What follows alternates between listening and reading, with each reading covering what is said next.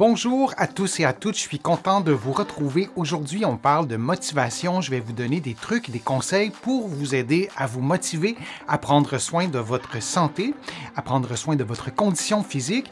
Vous le savez, les conseils que je vous donne ne remplacent pas ceux d'un professionnel de la santé et vous allez trouver plusieurs des conseils que je vous donne dans mes livres, notamment mon livre « Lève-toi et marche et va prendre l'air » et mon plus récent livre « Plus jamais malade ». Vous allez pouvoir les trouver en librairie. La motivation, c'est quelque chose qui est important dans nos vies, qui devrait être, j'allais dire, omniprésente.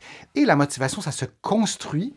Et il y a des choses qu'on devrait tous savoir sur la motivation, des choses toutes simples. Et si on les apprenait à l'école, peut-être qu'on se porterait mieux parfois, peut-être qu'on parviendrait à poser des gestes qu'on souhaite poser depuis longtemps, mais qu'on n'arrive pas à poser pour mille et une raisons, notamment parce qu'on manque ou on pense manquer de motivation. Donc, j'ai déjà parlé de motivation sur ma chaîne, mais la motivation, c'est un désir d'adopter des comportements, des habitudes de vie qui favorisent notre propre bien-être physique, mental, émotionnel, notre santé. On fait ça pour nous. C'est uniquement pour ça. Donc, c'est quelque chose de positif. Ces actions qu'on souhaite poser, ce sont des actions positives. On vit dans un contexte social qui ne nous encourage pas toujours à poser ces gestes-là pour mille et une raisons. Donc, on a besoin de motivation, parfois même pour aller presque à contre-courant de ce qu'on entend, ce qu'on voit dans les médias. Donc, la motivation, c'est une définition sommaire. On pourrait la détailler. Et il y a différentes sources de motivation. Il y a la motivation intrinsèque, je vous en ai déjà parlé, cette motivation qui vient de l'intérieur, le plaisir, la satisfaction personnelle, le fait d'apprendre des nouvelles choses, de se réaliser dans une activité, etc., etc. Et on a aussi la motivation extrinsèque qui vient de l'extérieur, qui vient de n'importe où, sauf de l'intérieur de nous. Et là, je vais vous poser la question, pouvez-vous me donner un exemple de motivation extrinsèque qui vous motive? Je vais vous donner, je vais vraiment vous la présenter en détail dans les prochaines minutes, la motivation extrinsèque, mais je vous pose la question et je suis curieux de voir vos réponses.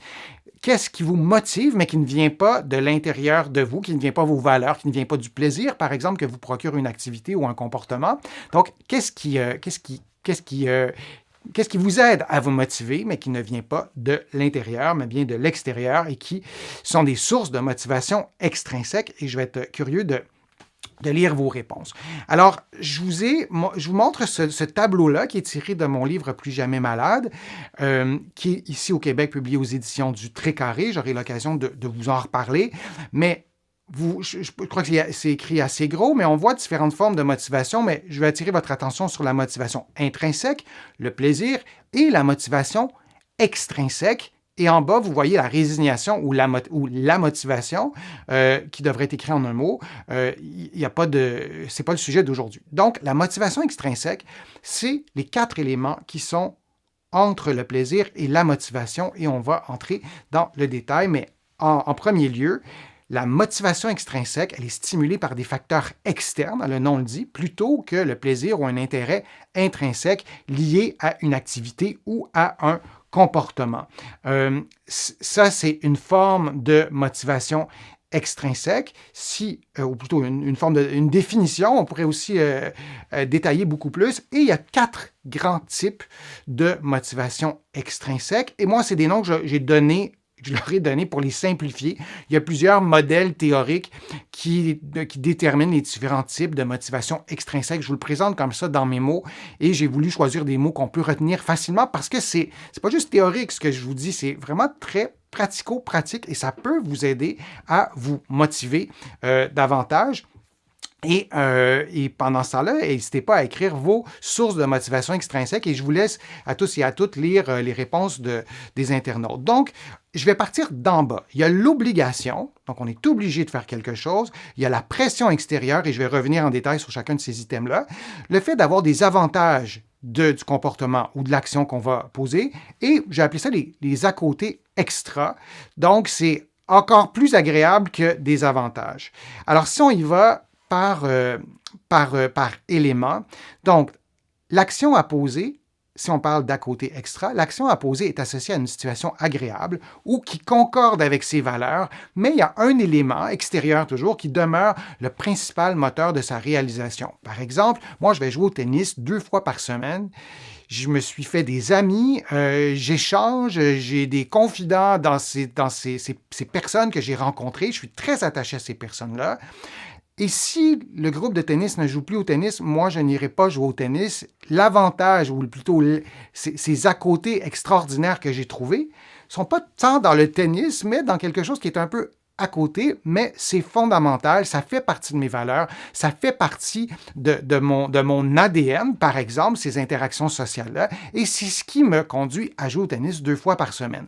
Et là, je pourrais vous donner beaucoup d'autres exemples, mais ça demeure une motivation extrinsèque parce que si mon groupe d'amis disparaît, je n'irai pas jouer au tennis, vous avez compris l'idée. Alors ça, c'est la forme la plus puissante de motivation extrinsèque qui s'approche de la motivation intrinsèque. Alors ça, c'est intéressant de retenir ça. D'avoir des avantages de nos comportements, de nos activités ou des gestes qu'on va poser pour prendre soin de sa santé. Alors, on reconnaît l'utilité ou les bienfaits de l'action à poser sans pour autant la trouver plaisante ou entraînante. Alors, c'est une forme de motivation qui est aussi quand même très puissante. Vous m'avez souvent dit dans les réseaux sociaux, il y a des commentaires qui vont dans ce sens-là, mais en posant des gestes, j'arrive à tirer des avantages. J'arrive à, par exemple, mieux dormir. Je sais que ça va être mieux pour ma santé cardiovasculaire. Il y a Joël qui nous disait tout à l'heure, en faisant telle chose, je sais que de nager, ça va me faire du bien, par exemple. Je résume un peu. Il y a un commentaire ici qui nous dit une des formes de motivation, de pouvoir faire des activités avec ses enfants. Alors, si on la transpose dans la deuxième catégorie, la catégorie avantage, ce serait, par exemple, de faire des exercices de renforcement et d'endurance parce que je peux aller courir avec mes petits-enfants, par exemple, ou avec mes enfants. Donc, c'est de pouvoir mesurer, prendre conscience des avantages à court terme et aussi parfois des avantages à plus long terme d'une activité, d'un comportement qu'on va adopter, oui, plutôt.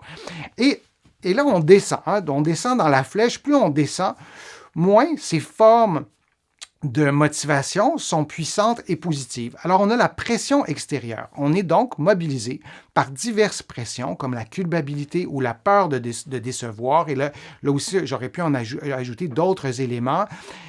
Je me sens coupable de ne pas aller faire du sport parce que tous les gens autour de moi en font. Quand j'étudiais à l'université, tout le monde faisait du sport. Il y a des gens qui n'étaient pas trop dans leur ADN, mais ils y allaient pareil parce que tout le monde y allait. Donc, ne pas y aller, on se sentait un peu à l'extérieur du groupe, du moins c'est ce que ces personnes-là pouvaient sentir. Donc, la culpabilité, la pression sociale. Lorsqu'on voit autour de nous, dans les médias, des corps minces, des corps musclés, on mise beaucoup sur ça dans notre société, ça induit une pression sociale parce que moi, si je suis en surpoids, si je ne suis pas monsieur muscle, j'aurai un sentiment de culpabilité. Et c'est toujours un peu étrange aussi de voir parfois, surtout sur les réseaux sociaux, même des professionnels de la santé, même des professionnels de la réadaptation, qui vont vraiment miser, pour ce qui est de leur chaîne ou de leur page Facebook ou peu importe, sur ces éléments-là sur, par exemple, des corps parfaits, des corps musclés, des gens qui semblent en apparence parfaits, et ça génère en fait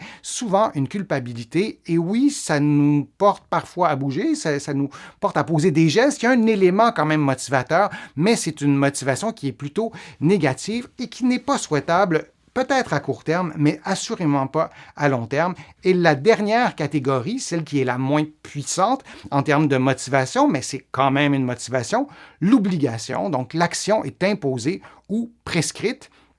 On l'a tous vécu à l'école. Si vous aviez des cours, ici on appelait ça des cours d'éducation physique, et peu importe le terme qu'on utilise, là, ça varie selon les générations et selon les pays, mais on était obligé de faire du sport. Si vous travaillez, il y a des obligations qui viennent avec le travail, donc on est aussi dans une société où on a certaines obligations. C'est une forme de motivation parce que ça nous oblige, on ne peut pas dire inciter, le mot est trop faible, mais ça nous oblige à poser des actions. Donc ça, c'est la motivation extrinsèque. Et ce qu'il faut retenir de ça, je vous disais, ce n'est pas théorique, c'est lorsque vous faites une activité, lorsque vous souhaitez faire une activité, lorsque vous souhaitez passer à l'action, bien, de miser sur des sources de motivation qui sont les plus élevées possibles. En ce qui concerne la motivation extrinsèque, je vous ai souvent parlé de ma mère sur ma chaîne, et je vous en reparle. Lorsqu'elle s'est fracturée la hanche il y a quelques années, elle est décédée maintenant, mais lorsqu'elle s'est fracturée la hanche, bien, moi, je me disais, ma mère ne fera jamais ces exercices parce qu'elle a toujours été il n'y avait aucune motivation pour elle de bouger, de prendre soin de sa santé par l'activité physique. Et donc, je me disais, elle ne les fera jamais. Et finalement, elle les a fait, ces exercices, et probablement qu'elle n'a pas analysé les niveaux de motivation comme ça dans le détail, mais elle faisait ces exercices pour plein de raisons, consciemment ou inconsciemment, parce qu'elle ne voulait pas devenir un fardeau, par exemple, pour sa famille, parce qu'elle voulait pas peut-être décevoir son fils qui s'occupait de sa réadaptation. Donc là, on est dans la culpabilité. Elle voulait peut-être aussi le faire pour être autonome. Donc là, on est dans la catégorie avantage. Peut-être aussi que de faire ces exercices avec moi, peut-être que ça, elle trouvait ça plaisant. Peut-être que ça, elle trouvait ça agréable, même si les exercices ne la motivaient pas. Alors là, on est dans la zone à côté, extra. Alors, même dans vos vies, il y a des éléments comme ça, des situations qui ne vous motivent pas.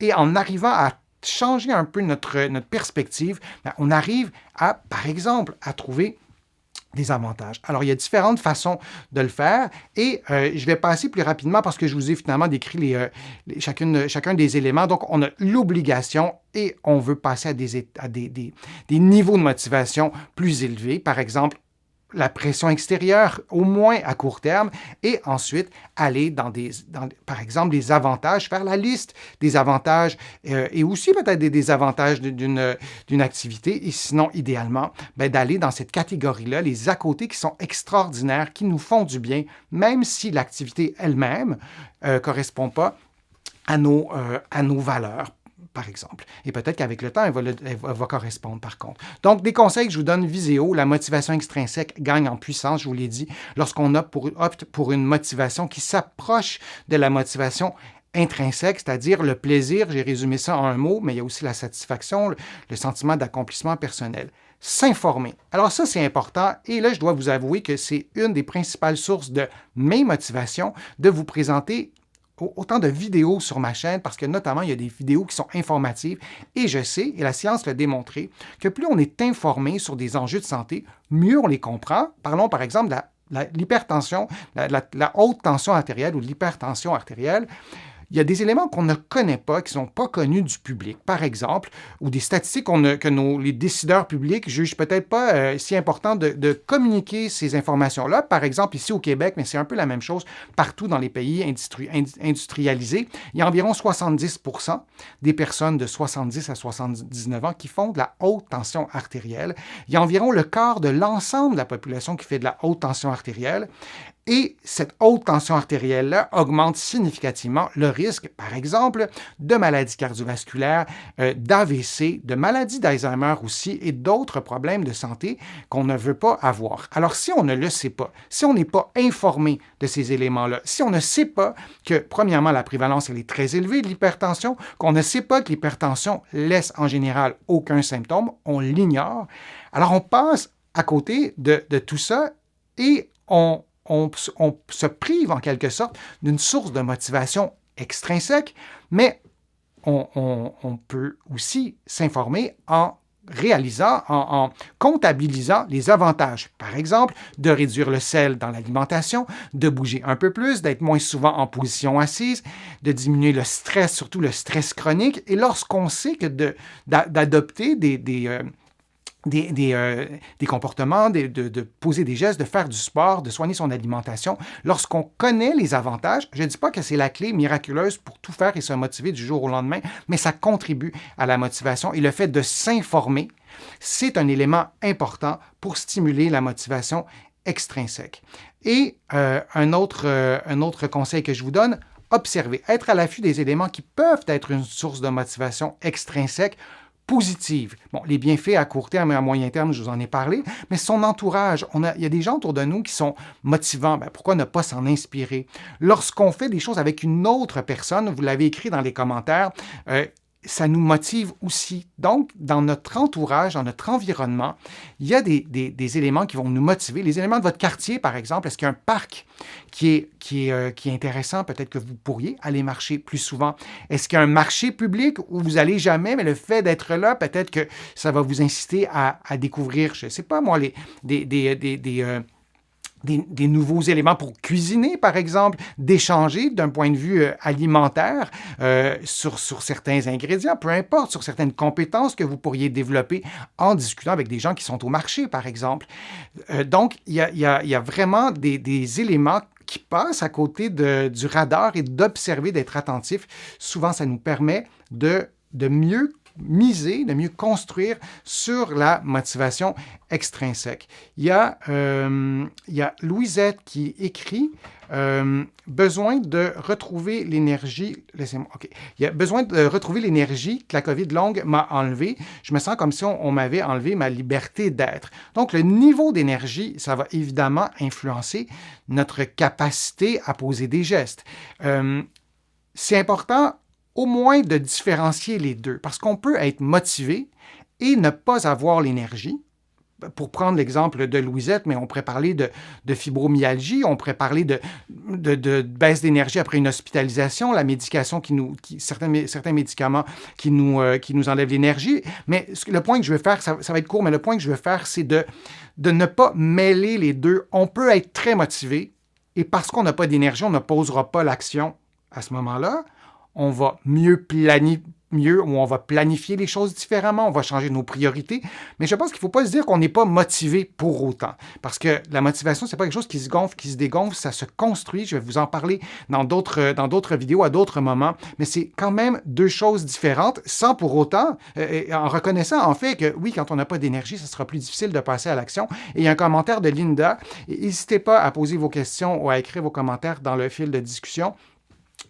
Donc, Linda qui nous dit « Quand mes médecins m'obligent à pratiquer la natation et la marche et du sport, et comme j'aime ces activités, ça m'aide à les programmer. » C'est intéressant comme commentaire, Linda, parce qu'il y a deux choses dans ce commentaire-là. Il y a l'imposition et l'obligation. En général, ce n'est pas une source de motivation durable. On le sait chez nos enfants, hein, on les oblige à faire quelque chose et il faut répéter constamment l'obligation, parce que si on ne répète pas, pour la majorité des enfants, l'enfant va cesser cette habitude de vie-là. Ça, c'est l'élément négatif de l'obligation. Par contre, quand vos médecins, vos kinésithérapeutes, vos physiothérapeutes, vos nutritionnistes, votre infirmière, etc., vous parlent d'habitudes de vie qui sont positives, qui font du bien, qui préviennent certains problèmes de santé, qui ont une longue liste d'avantages, de le dire, d'en parler, ça peut contribuer à la motivation. Et je vous dirais même que vous en parliez aussi, de miser sur les éléments du changement qui vous intéressent, qui vont participer à votre meilleure santé, à une meilleure condition physique, ça peut être intéressant. Alors, quand c'est nos professionnels de la santé qui nous en parlent, c'est positif. Lorsqu'on s'en tient à l'obligation, il y a quelque chose qu'il faut nuancer un peu parce que ça peut être aussi parfois contre-productif. Alors, c'était le troisième conseil. Alors, vos conseils à vous pour stimuler la motivation extrinsèque, par exemple, pour stimuler ou pour associer des avantages, quel type d'avantages vous trouvez, par exemple, à prendre des nouvelles habitudes de vie, que ce soit lié à l'alimentation, l'activité physique, la sédentarité, le sommeil, la gestion du stress, le tabagisme, etc. Quels sont vos conseils, vos trucs pour profiter de ces facteurs intrinsèques? Moi, je vous en donne un qui est très personnel, c'est la musique. J'utilise la musique souvent pour me motiver à faire des choses que j'aime pas. Faire du vélo stationnaire, par exemple, je n'aime vraiment pas ça, ou du tapis, de marcher sur un tapis roulant à l'intérieur, j'aime pas ça. Dans certaines situations, dans certains contextes de vie, c'était plus simple de le faire comme ça, parce que c'était l'hiver, il faisait moins 30, tout ça. J'utilisais de la musique. Et donc, j'écoutais de la musique, et pour moi, je faisais pas l'activité physique. Dans ma tête, je faisais pas ça, j'étais plutôt en train d'écouter de la musique. Alors, c'est un exemple que je peux vous donner, et j'ai hâte de lire vos propres conseils sur la motivation extrinsèque. J'espère que les conseils que je vous ai donnés aujourd'hui vont vous être utiles pour nourrir votre motivation. J'espère que vous allez pouvoir être motivé dans ce que vous allez entreprendre. Vous allez trouver beaucoup d'informations sur la motivation dans mes livres que vous pouvez trouver partout au Québec, mais aussi de l'autre côté de l'Atlantique. Vous allez aussi trouver beaucoup d'informations sur mon site web, le www.denisfortier.ca. Il y a des articles, il y a des liens aussi vidéo. Et vous allez pouvoir aussi vous inscrire à l'infolettre gratuitement, au courriel thématique aussi. Vous allez pouvoir faire aussi une contribution et je vous remercie de faire des contributions. C'est grâce à elles que j'arrive à vous présenter autant de contenu et à augmenter aussi le nombre de contenus que je vous présente par semaine en raison notamment des banques de photos parce qu'il faut payer les droits, tout ça. Donc, merci de vos contributions et considérez ces remerciements comme personnels. Alors, je vous dis à un prochain direct, à une prochaine fois. Restez motivés et n'hésitez pas à réécouter certaines vidéos si ça vous aide à rester motivé et à bientôt.